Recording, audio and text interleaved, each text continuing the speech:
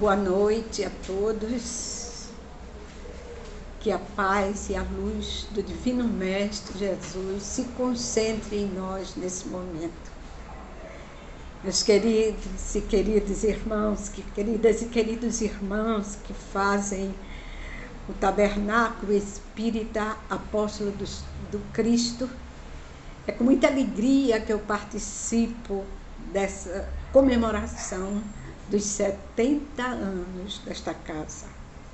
Hoje, encerrando essa atividade festiva, eu trago aqui o abraço de todos os que fazem o Centro Espírita Vicente de Paulo.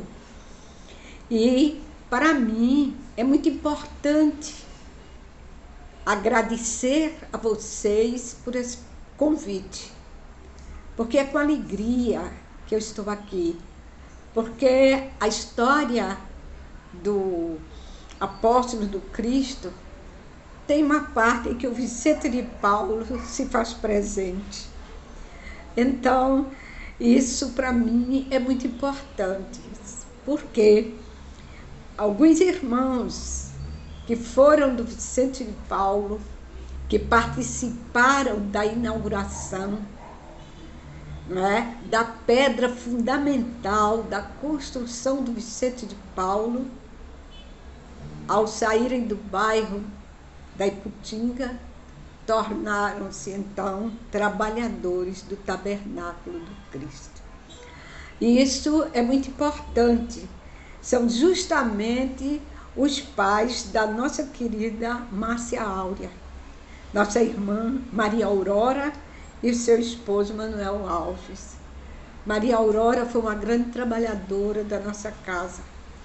Quando eu cheguei no Vicente de Paulo, esse período já estava quase terminando, mas ainda encontrei aqueles trabalhos, nas exposições de fim de ano, de corte e costura, bordado, a que ela se dedicava, principalmente nos bordados de enxoval de criança. Vez por outra, eu comento no Vicente de Paulo o carinho, a delicadeza do trabalho dos bordados dos enxovais de criança. Então, isso é uma lembrança que eu trago. E, além delas, nós tivemos também uma grande amizade, daí, com outros companheiros da casa, porque o Tabernáculo Espírita Apóstolo do Cristo, ele tem uma característica que não é muito comum nas outras instituições. Não sei se é porque ele fica num bairro que centraliza o movimento espírita no Recife. É fácil para lá se deslocar, que é o bairro da Encruzilhada. Por isso, ele tem um papel muito bonito. O tabernáculo, ele é aquela instituição acolhedora.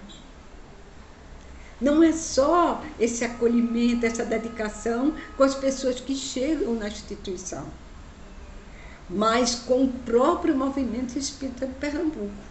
Porque aí, com ele já estiveram a Comissão Estadual de Espiritismo, porque não tínhamos sede própria.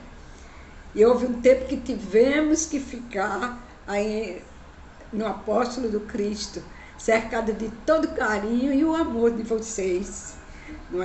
Também nós sabemos que o IPESP também faz parte, ficou muito tempo aí acolhido, acredito que ainda esteja, que é aquela instituição encarregada de pesquisas sobre o Espiritismo, com um trabalho tão importante na divulgação da doutrina e, sobretudo, esclarecendo, tirando dúvidas e mostrando que a doutrina espírita está sempre atualizada, dando resposta aos últimos acontecimentos da ciência, de tudo aqui que acontece. Temos também o acolhimento que é dado ao departamento da Comissão Estadual do Espiritismo das mulheres que fazem a SMEP, Semana da Mulher Espírita Pernambucana, não é? Todos os meses a nossa reunião é aí. E o Coral Céu, não é? Coral Céu, que nasceu no Foresp há muitos anos, é aí a sede para o ensaio. Então, eu parabenizo esta casa, tão acolhedora, tão amorosa, sobretudo o carinho de vocês e da nossa querida Márcia Áurea, não é? Que foi aluna da Escola Vicente de Paulo, foi minha aluna, quando se preparava para a admissão ao ginásio, e foi aluna da evangelização também do Vicente de Paulo. Então vai meu carinho, sobretudo o agradecimento de vocês terem me convidado para esse trabalho. Então vou fazer uma prece, desejando todo o progresso para vocês. Jesus amado, é tão importante, Senhor, para nós nesse momento, que nos reunimos numa comemoração tão importante de aniversário de uma das casas que divulgam o teu Evangelho, divulgam a doutrina reveladora, o Espiritismo, da consolação, que tanto esclarecimento tem trazido para a humanidade. Abençoa esta casa, que ela permaneça de portas abertas, a ajudar, a amparar, porque o trabalho social aí realizado, sim, agasalha muitas velhinhas, ampara recém-nascido através do enxoval, o trabalho de todas as mulheres e homens que fazem parte desta casa. Abençoa para ela continuar a ser essa luz acesa, esse ponto de luz no bairro da Encruzilhada, que serve de farol para todo o movimento espírita. Que Deus abençoe a todos.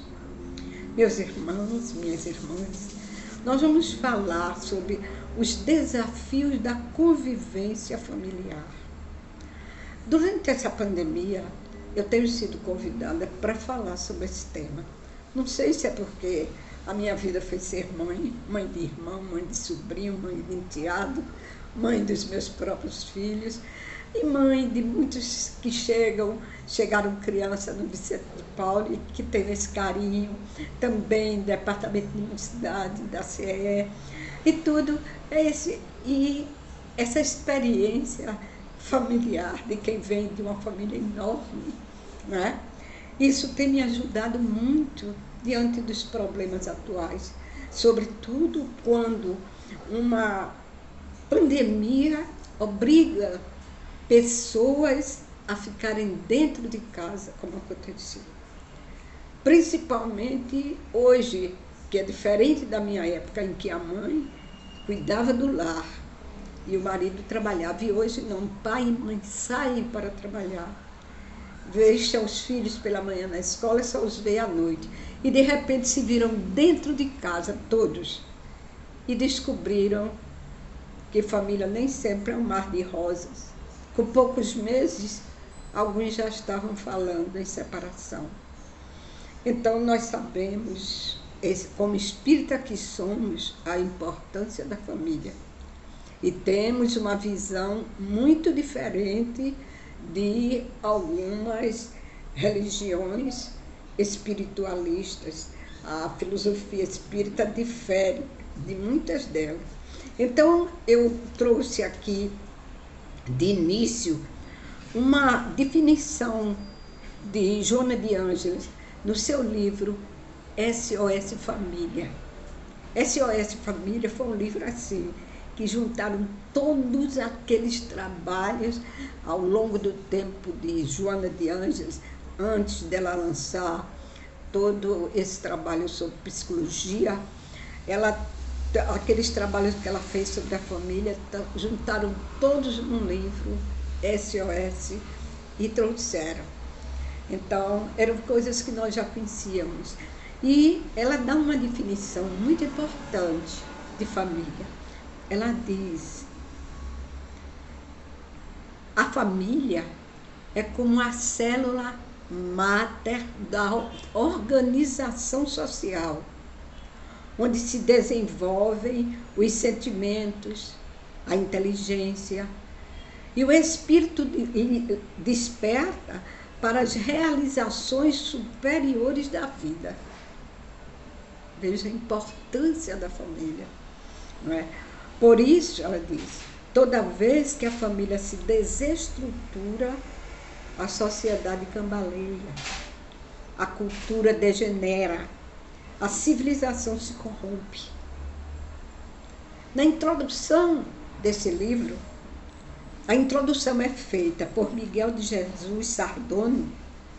Ele diz, considerando que a família é um laboratório vivo de experiências e aprendizado, é uma verdadeira escola para a educação dos espíritos, na sua ânsia de buscar a felicidade que ainda não existe nesse mundo, mas que pode aqui começar. A gente sabe a condição do plano que a gente vive, é um planeta de provas, de expiações, essa é a condição da Terra. E nós somos compatíveis com esse planeta. Nós estamos aqui porque ainda somos pessoas imperfeitas, não é? Lutando para nos distanciar do mal e vivermos nesse caminho do bem, do amor, da justiça, do respeito, da harmonia. Mas é uma luta. Aí ele diz aqui, mais adiante ele diz, a visão espírita da família difere das filosofias não reencarnacionistas. Pronto. Aí é que está a nossa posição de espíritas na visão do que seja a família. Nós sabemos que a família, ela é preparada no plano espiritual. É uma programação antes de aqui chegarmos. Ele diz ainda, o Espiritismo apresenta a família como uma instituição abençoada, em que as criaturas humanas se reencontram com um programa de provas e expiações com vistas ao futuro.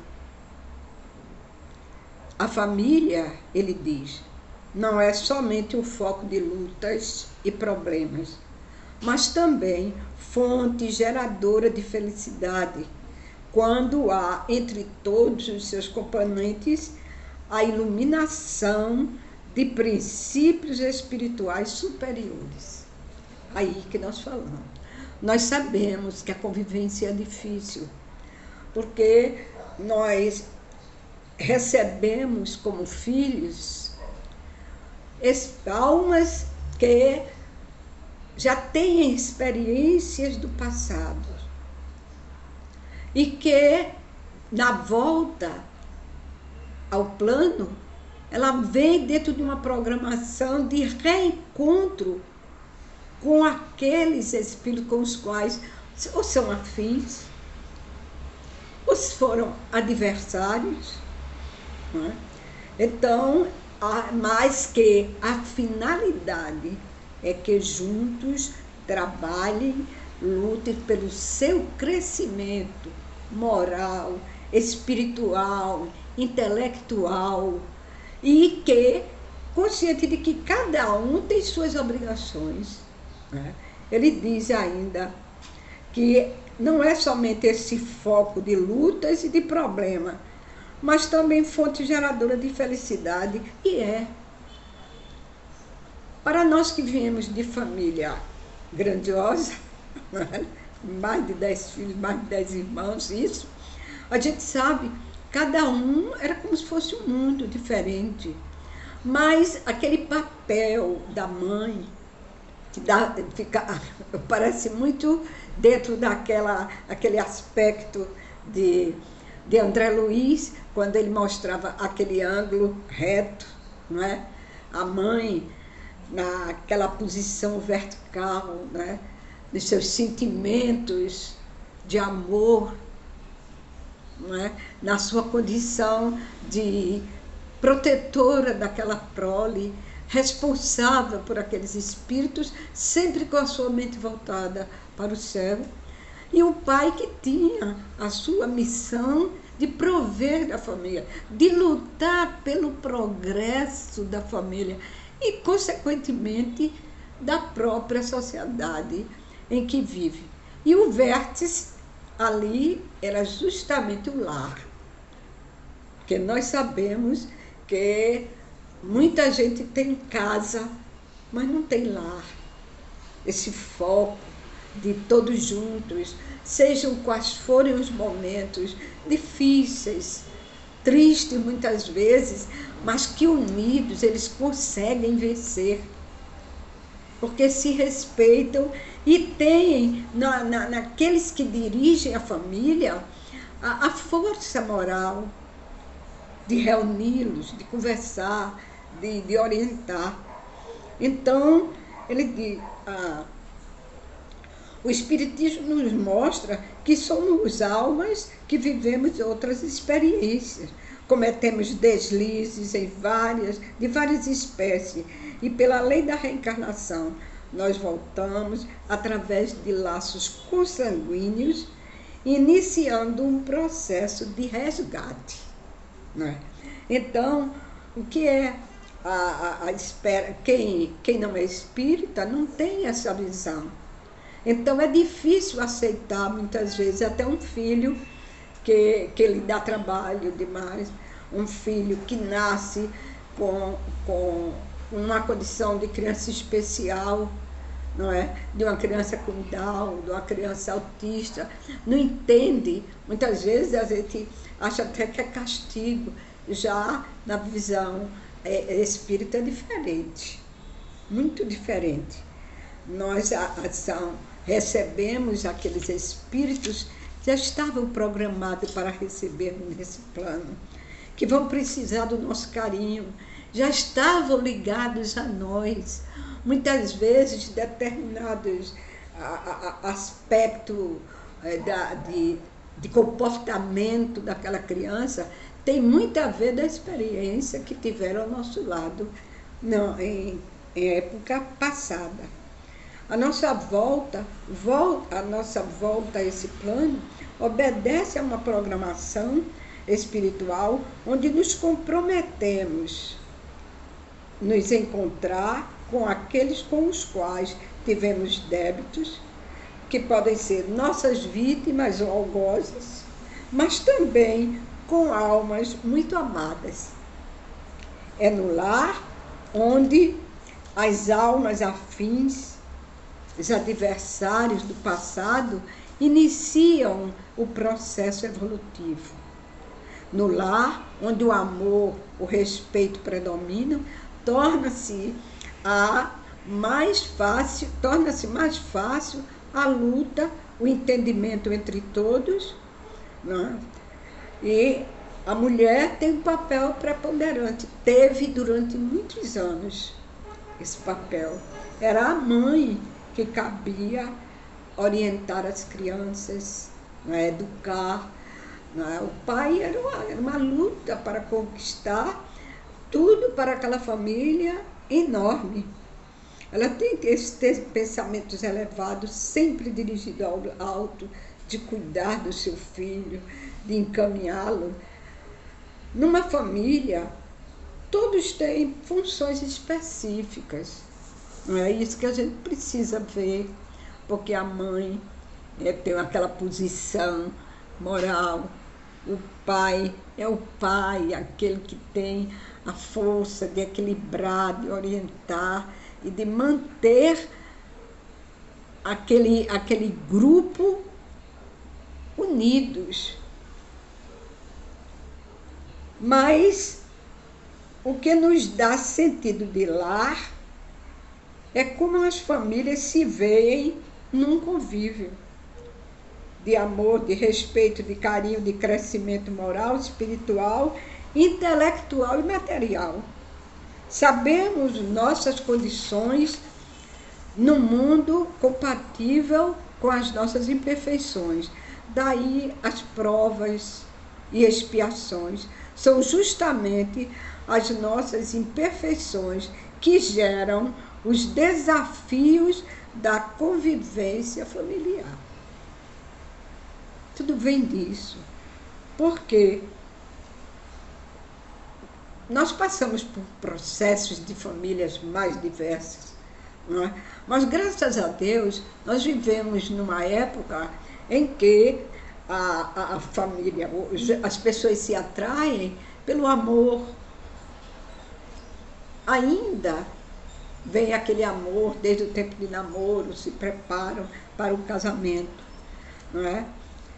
Então, aquele casal jovem que casa, que estão vivendo aqueles primeiros anos ou até meses num verdadeiro mar de rosas, não é?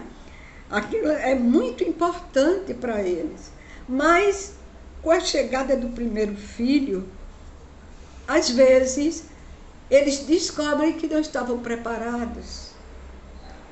Olha, um dos desafios: duas pessoas despreparadas para receber uma criança que chora à noite, que tem cólicas, que não consegue dormir e não deixa os pais dormirem, não é? Quanta coisa acontece. É quando a criança mais vai ao médico. Tem criança que nessa época é quase todo dia uma coisa ou outra. Aqueles primeiros meses ou primeiro ano é de muito problema. Então, aquelas noites em claros, aquela agonia, da dor daqueles filhos, aí já geram atritos para o casal. Então, é preciso que haja ali alguém, uma figura de alguém, de um pai, de uma mãe, de um avô, de um orientador, que faça com que a pessoa vá se acalmando, os pais vão se acalmando, vão aprendendo a lidar com aquilo e até passar. Mas muitos não fazem isso. Quando vem uma criança com um problema sério, doente, muitos não aceitam. Eu recordo aqui mesmo, quando nós éramos da Universidade do Vicente de Paulo, quando uma amiga das meninas, casada de pouco, deu à luz a uma criança com Down. Aí o pai fez a mala e foi embora, porque dizia que esse problema era dela e não dele. Aí você imagina que situação é essa para uma família. Mas tudo passa, daqui a pouco tempo a criança está andando, está correndo, está falando, e a alegria volta àquela casa. Há também o desentendimento entre os filhos, as crianças que estão sempre inquietas, que brigam muito, não é? Às vezes tem um mais calmo, tem outro que é mais agitado. Então, são essas coisas que a gente precisa. É importante que as pessoas se preparem para o casamento. É importante que as pessoas tenham noção daquilo que pode acontecer. Não tem coisa mais desagradável para as mães do que desentendimento entre os próprios irmãos. As brigas, não é? Para os pais. Aquilo era uma tristeza que dá, mas são almas diferentes. Depende muito de quem está na direção para acolher, para ajudar, para esclarecer, para não mostrar essa história. Ai, minha mãe gosta mais de fulano, gosta mais de ciclano. E a gente sabe que mãe não gosta de um filho mais do que outro. A mãe gosta daquele que no momento está precisando dela. Aquele que está doente, aquele que está vivendo um problema sério, aquele na hora é o mais amado. Quando resolve aquele problema, acabou. mas para os pais, dos filhos, são queridos, são amigos. Agora sabemos que muitos nascem ali e não conseguem. Já pensou as pessoas dizerem, eu sou um estranho na minha casa. Eu tinha uma amiga que ela dizia assim, eu me sinto um pinto fora do ninho. Então, são justamente essas coisas que a lei de reencarnação explica. Mas o importante não é você estar sentindo um pinto fora do ninho. É você que já tem o esclarecimento, porque a quem muito foi dado, muito será exigido. Se uma pessoa é espírita, é reencarnacionista, que sabe o problema da família, das pessoas, que nós não temos. Para isso a gente tem às vezes um filho super inteligente, tem outros que não conseguem aprender. Né? Eu vi há poucos dias, me postaram para mim uma criança de 6 anos num piano, que coisa extraordinária. E a pergunta era essa, você acredita em reencarnação? Então nós estamos vendo hoje crianças se revelando de uma maneira extraordinária. Criança hoje com 10, 12 anos, que nós só chegaríamos àquela com 22, com 24, ou às vezes 30 anos, o conhecimento que eles têm hoje. E parece que são almas que vêm preparadas já para toda essa tecnologia, para tudo isso. A gente